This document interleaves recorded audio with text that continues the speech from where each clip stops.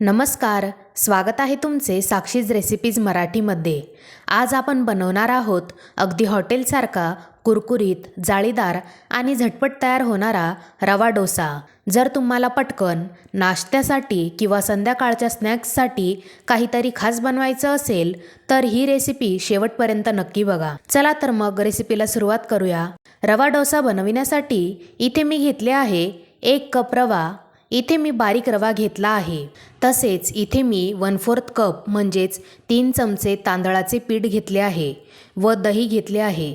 तसेच यात घालण्यासाठी इथे मी घेतले आहे 1 बारीक चिरलेला कांदा, 1 बारीक चिरलेला टोमॅटो, 2 ते 3 हिरवी मिरची व कोथिंबीर। आता सर्वात आधी आपण मिश्रण बनवून घेऊया। त्यासाठी इथे मी एक मोठे भांडे घेतले आहे। त्यात मी घालत आहे रवा, तांदळाचे पीठ, दही। यात मी 3 चमचे दही घालत आहे आणि चवीपुरते मीठ। आता हे सर्व आपण एकत्र करून घेऊयात। आता यात आपल्याला थोडे थोडे पाणी घालून याचे पातळसर बॅटर तयार करून घ्यायचे आहे।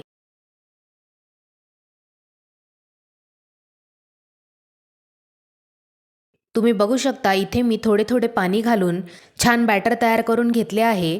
आता यात मी घालत आहे बारीक चिरलेला कांदा, टोमॅटो, हिरवी मिरची व कोथिंबीर। आता याला आपल्याला एकदा एकत्र करून घ्यायचे आहे। रवा डोशाचे पीठ हे नेहमीच्या साध्या डोशाच्या पिठापेक्षा जास्त पातळ असते। त्यामुळे आपल्याला या बॅटरची कन्सिस्टन्सी एकदम लिक्विडच्या फॉर्ममध्ये ठेवायची आहे। बॅटर मला थोडेसे नॉर्मल डोशासारखेच वाटत आहे, त्यामुळे अजून मी यामध्ये थोडेसे पाणी घालत आहे व पुन्हा एकदा याला मिक्स करून घेत आहे। तुम्ही बघू शकता बॅटरची कन्सिस्टन्सी आपल्याला अशी ठेवायची आहे। आता आपल्याला हे पीठ 10 ते 15 मिनिटे झाकून ठेवायचे आहे। यामुळे रवा थोडा फुगतो आणि डोसा अधिक छान बनतो। 15 मिनिटे झाले आहे। आता इथे मी गॅसवर एक तवा गरम करायला ठेवला आहे। तवा आपल्याला एकदम व्यवस्थित गरम करून घ्यायचा आहे। तवा गरम झाला आहे। आता यावर मी थोडेसे तेल लावत आहे व त्यावर थोडेसे पाणी शिंपडले आहे। डोसा टाकण्यापूर्वी पिठाला आपल्याला चांगले ढवळून घ्यायचे आहे, कारण रवा खाली बसतो। त्यामुळे इथे मी पीठ छान ढवळून घेत आहे। आता आपण डोसा घालूयात।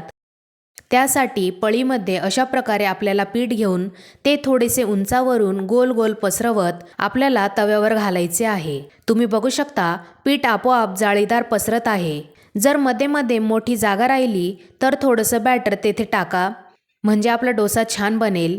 तुम्ही बघू शकता इथे मी डोसा व्यवस्थित घातला आहे। आता आपण वरतून थोडंसं तेल सोडूया। तेल घालून झालं आहे। आता यावर मी झाकण ठेवत आहे, जेणेकरून डोसा छान वरतून देखील भाजला जाईल। डोशाला आपल्याला 2 ते 3 मिनिटे मध्यम आचेवर भाजायचे आहे।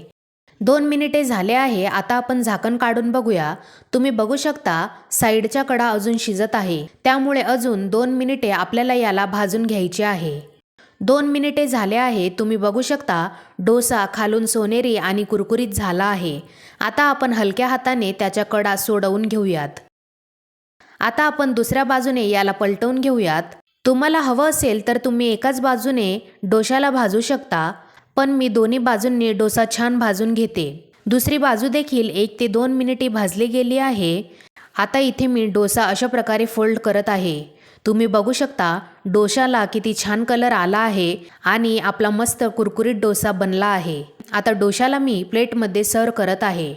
अशाच प्रकारे आता मी तुम्हाला अजून एक डोसा बनवून दाखवते।